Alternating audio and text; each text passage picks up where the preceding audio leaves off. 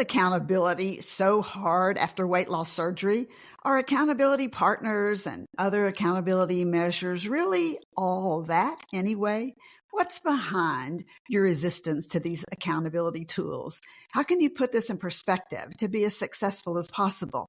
Bariatric psychologist Dr. Connie joins me to talk about some of the most frequently used accountability tools and the reasons for resistance. Stay right where you are. You'll likely be surprised. Looking for an easy-to-swallow multivitamin that also smells good instead of vitamin-y? Check out the once-a-day easy-to-swallow tablet from ProCare Health with new scent certs. The orange scent inside the bottle makes supplements not only smell better, but taste better, too.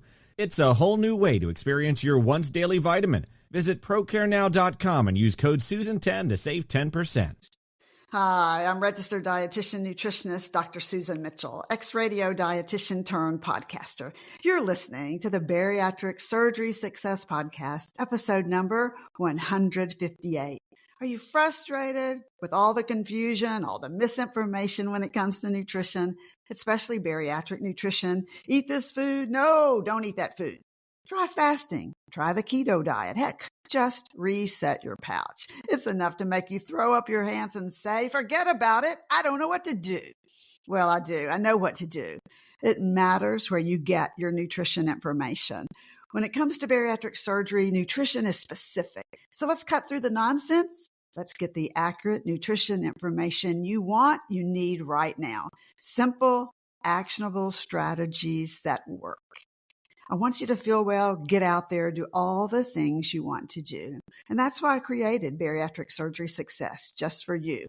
So you're in the right place. I'm glad you're listening. I'd appreciate it if you'd share the podcasts with someone you feel would benefit. And if you love it, would you write a review on Apple Podcasts? I'd appreciate that so much. So are you receiving my weekly newsletter, Breaking Down Nutrition? You'll be the first to know about product specials, tips, the latest podcasts like today's episode with Dr. Connie. You can sign up on my website, breakingdownnutrition.com. Well, joining me in the studio is Atlanta-based psychologist, Dr. Connie Stapleton.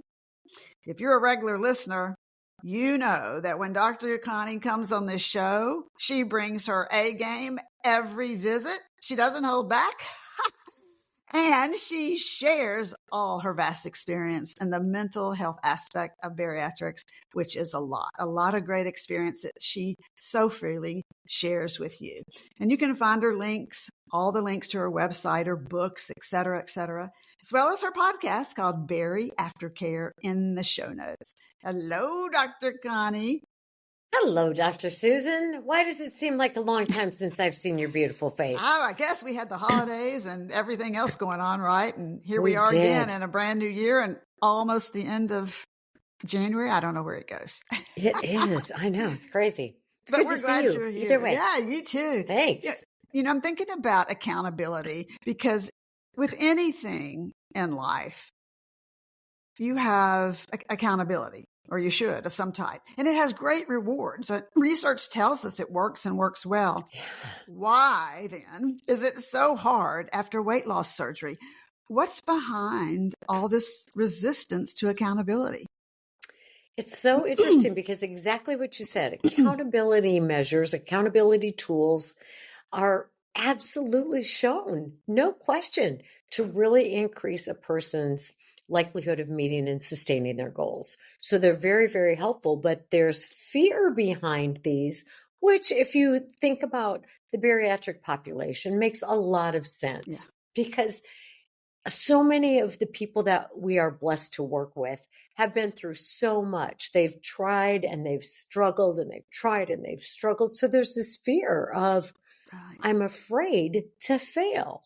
And if I'm looking at what I do or conversely, look at what I'm not doing with these accountability measures, then I feel that sadness and that shame and that fear even more.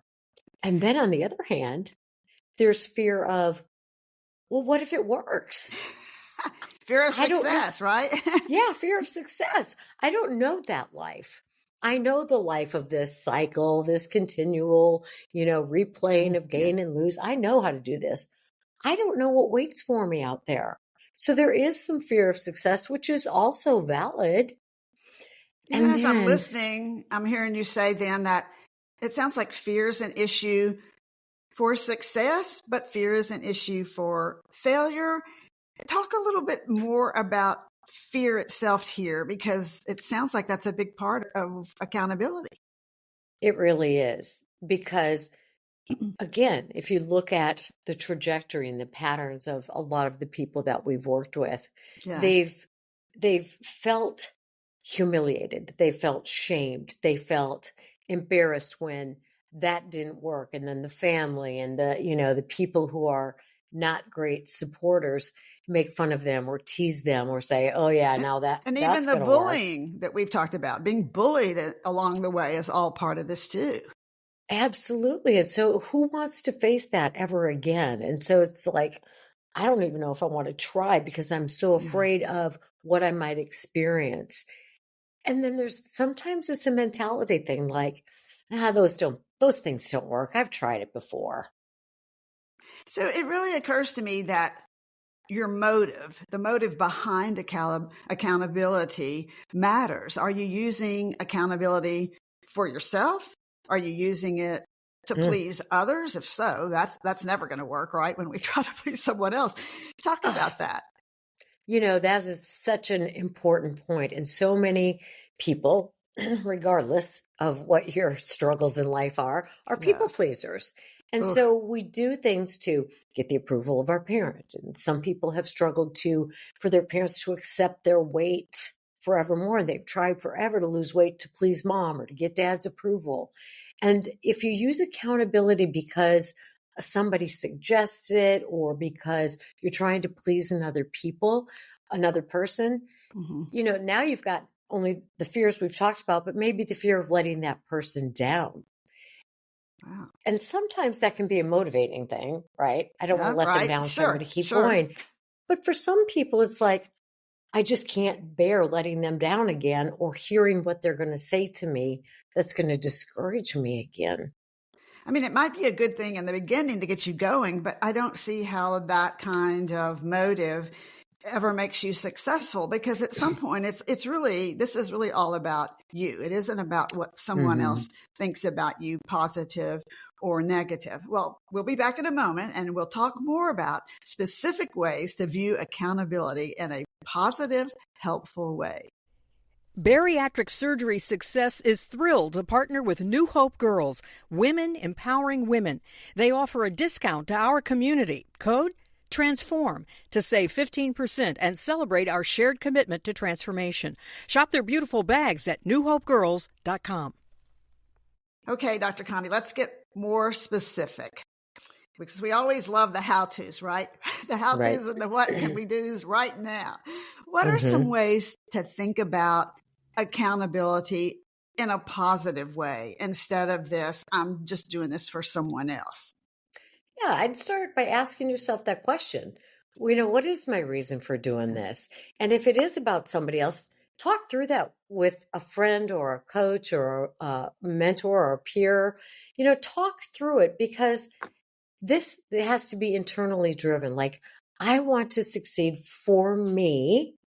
And if you use, like you said, it can be a good motivating tool to start with. I want to please somebody. But when the rubber meets the road, if you're not doing this for yourself at some point, then it's not likely to keep you going. So if there's a history of you criticizing yourself, or if you've got a history of being criticized by somebody else, one of the things you can do is to commit to being compassionate towards yourself, because you know darn well that if your friend comes to you and says, I'm struggling with following through, or I'm struggling with whatever, you are kind and you are compassionate. You've got to give yourself the same kind of encouragement and compassion and say, you know what? Yes, this is not easy, but I'm going to do it because, like you, I matter. Like your health, my health is important. I really love that word compassion, because I don't think we give ourselves on a day-to-day basis, just in life, enough grace. And I'll just say grace, compassion. I'm using those words kind of interchangeably, but to say, hey, it's just okay. Give yourself a little break here, and that compassion for yourself can go a long way. And I know that this is all hard to do, whether you're talking about accountability or when you're getting that feedback from someone else that's not so positive. Then how do you not take this feedback as critical? How do you not take it inside and, chew on it? How do you not take it as critical or negative and let it affect your relationship with others, especially the one or two or whatever the people are that are saying some things? Yeah, that's a really difficult thing to do because for people who have experienced a lot of criticism along their journey, right, it becomes very internalized. So now you may have people outside of yourself being critical towards you, and you are likely heaping the criticism upon yourself. So here's a way to use Can I jump in? I want to ask you a question right here. So it makes me think about something you've said. So you internalize what other people are saying to you, but then if you're not careful, could you start being critical to yourself because you're bringing in all the criticism from others, and then you just start going, well, what the hey, blah, blah, blah, blah, blah. Can that happen too? And then relationships just really go south? It's almost exactly what happens in every case. You internalize that and then you start repeating it to yourself, because if it happens, especially as you're younger, children don't have the capacity to say, that's not the best skill to use as an adult, to criticize your child or your niece or your whomever. And if kids at school are bullying you too, kids get the message, something's wrong with me. And then that message becomes what they repeat to themselves. And then we've got a whole nother set of issues. But here's how you can use accountability to help overcome that. Find somebody who truly has your best interest at heart. And when you start being hard on yourself, go to that person and help them help you through this. And just have that talk with you. Would you say this to me? Would you say this to so-and-so? How would you deal with them? All right, let me hear you say those same things to yourself. So sometimes we've got to have accountability on many levels, but we have to be willing to seek that help. We have to be willing to try that. And can we, as we do go to people who have our back, can we, I want to say, learn to love critical feedback, but can we learn to take in feedback and take in accountability from a more positive view so that day to day it starts to empower us versus breaking us down? Absolutely. And that is the natural developmental process of becoming an adult. Mm-hmm. If none of us were wounded along the way, right, that's how most of us would do it, because we learn to say, this person cares about me and they're saying this because they want to see me improve. They want better for me. It's not because I'm a worthless human being or I'm bad or something. Hearing that and feeling that, if that's in the way, it's going to be hard for you to accept feedback, but you can learn. Again, you're likely going to need other people to help you do this. Mm-hmm. Because you're automatically going to feel attacked and in therapy, that's the word I hear a lot. I'm feeling attacked. Well, I think that's a valid word. Yeah, I'm not attacking your person. Let's talk about how this information could be of help to you. I like that. So if our listeners are sitting there right now and saying, ooh, I'm resistant to accountability for a lot of these reasons, what could they do right now? What one step could they take or two steps could they take? I know they're hearing what you say. Mm-hmm. Are there measurable steps they could do? There are. But again, it all comes down to how willing are you? So you could journal a letter to yourself. Dear accountability, I'm afraid of you. And these are the reasons I'm afraid of you. And these are the things that I am willing to do to become friends with you. And you could, again, a coach, a therapist. These are not things we can overcome by ourselves. Right. So you have to be willing to accept help and to hear the feedback and work through the things that are blocking you. It's kind of like if we have this measure up, like hold it at like eye level, and this is where you want to be, and this is how you want to live, and this is what you want to do.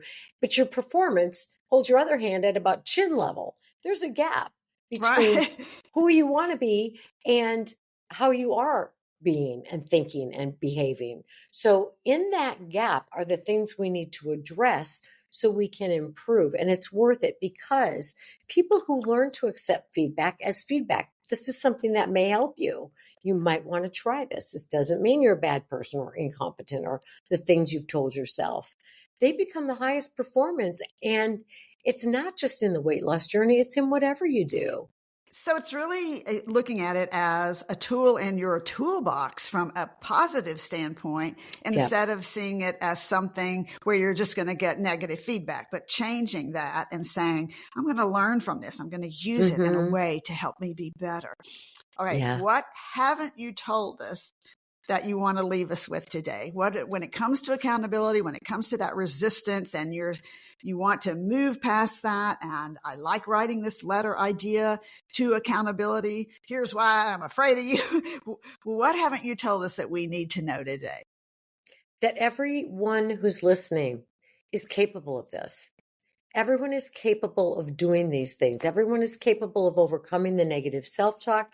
Everyone is capable of learning that I'm not going to let other people's criticism affect my sense of who I am. I can learn to accept feedback, and I can learn to implement these things and look for progress and not perfection. You heard it right there from Dr. Connie. Thank you so much, Connie, for your time. We so appreciate you and all that you're doing. Well, you heard her. You can do this. As she said, everyone can do this. So that includes you. You know, you have a great journey ahead of you. You're in the middle of it now. We want it so much to be successful for you because you are worth it. Bariatric Surgery Success with dietitian Dr. Susan Mitchell is produced and owned by Practicalories, LLC. All rights reserved. Remember, the content provided on this podcast is for information purposes only and doesn't create a patient-provider relationship. It's intended to provide reference material and is not designed to provide medical advice. Please consult your healthcare provider regarding any medical issues you have relating to symptoms, conditions, diseases, diagnosis, treatments, and side effects. Podcast guests express their own opinions, experience, and conclusions which do not necessarily reflect or agree with the host, Dr. Susan Mitchell or Practicalories, LLC.